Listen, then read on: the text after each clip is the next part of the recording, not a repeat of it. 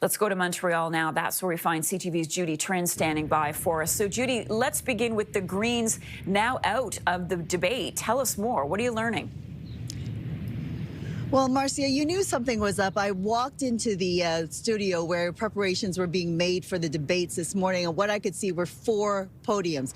And sure enough, within a few minutes of arriving just after 7 a.m., we saw that the Debates Commission had disinvited Jonathan Pedneau of the Green Party from the debates. The reason for that, as you have mentioned, is because of party viability. The Commission's definition of party viability, which says that parties must run candidates in 90% of the 343 ridings in Canada. Now, the Commission said that as of late, the Greens have decided to strategically reduce their number of candidates, and for that reason, it didn't meet their definition. But what we do know is that there will be more people tuning in today, this evening, because of the new time. It was going to clash with the religion of hockey. Marcia, as you know, hockey is huge in Quebec, and the Habs are playing the last possible game to make the playoffs. And there were concerns that people would not be tuning in to this French language debate, which is so important to Quebecers because their attention would be divided on the hockey game. All right. Before I get to my next question, we should also mention, Judy, we're going to hear reaction from the Greens next hour. They're going to be having a live news event. In the meantime, Judy, this French debate in battleground Quebec is really going to be a test of Mark Carney's French. He's also the front runner, which means the other leaders will be piling onto him, no doubt. So talk to us about the challenge ahead for Carney tonight.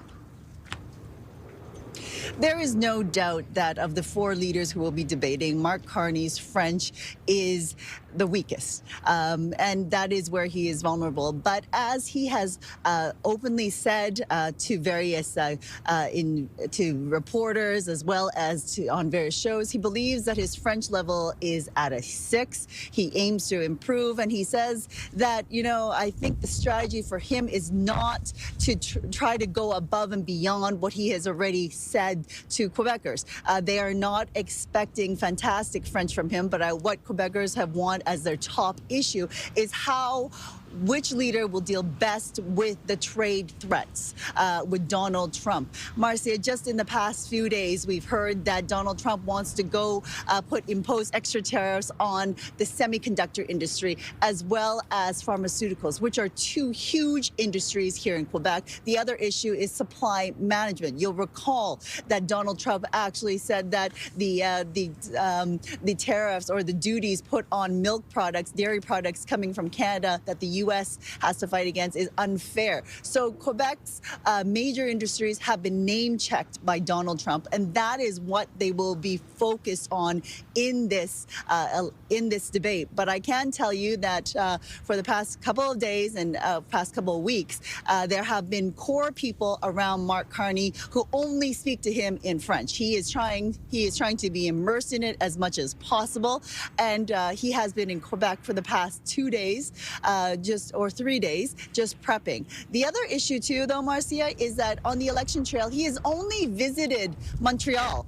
He was supposed to do a stint in Quebec City as well as visit a dairy farm, but those visits didn't happen because he said he was forced to go back to Ottawa to deal with the issue of tariffs and hold those emergency cabinet meetings and phone calls with Donald Trump. Okay, so a final thought from you then, Judy. Are we expected to see any of the leaders today ahead of the debate, or are they all hunkering down in preparation?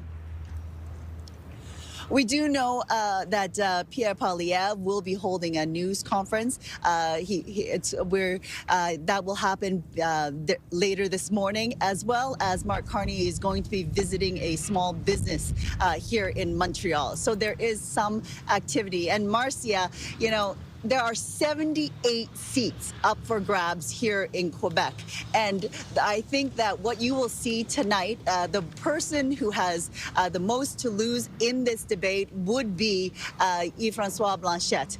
Polls show that his party has dropped 20%, 20 points behind the Liberals. And the Liberal path to governing is through Quebec. So you will see Yves-François Blanchet attack Mark Carney very very toughly. And you will also see Pierre Poilievre attack Yves-François Blanchet because the Conservatives also want those block seats because that will also allow them to stop a Carney win.